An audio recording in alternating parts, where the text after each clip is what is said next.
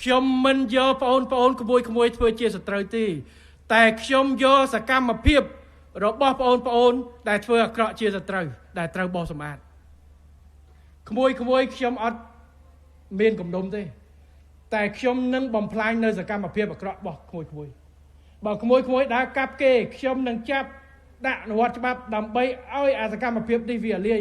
ទុកក្មួយចេញមកវិញទៅជាក្មួយល្អធ្វើសកម្មភាពល្អរឿងតែប៉ុណ្្នឹងបាទ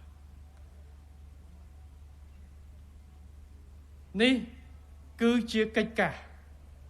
គឺជាការងារដែលយើងត្រូវធ្វើ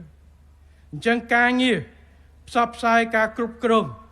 ក្មេងទំនើងគឺត្រូវបន្តដោយភ្លៀងអលឹមអត់ដូចច្បើងទៅណាអ្នកខ្លះថាធ្វើបានតែបន្តិចអត់ទេសកាត់ជាប់បាទ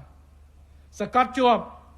ហើយរាជធានីខេត្តស្នងការរាជធានីខេត្តអាវុធហត្ថរាជធានីខេត្តបានធ្វើកិច្ចការងារជាប់ជាប្រចាំខ្ញុំសូមអរគុណណាស់បាទហើយតុលាការនៅតាមបណ្ដារាជធានីខេត្តក៏អនុវត្តបានត្រឹមត្រូវបាទសូមអរគុណណាស់រួមគ្នាដើម្បីកសាងសង្គមមួយ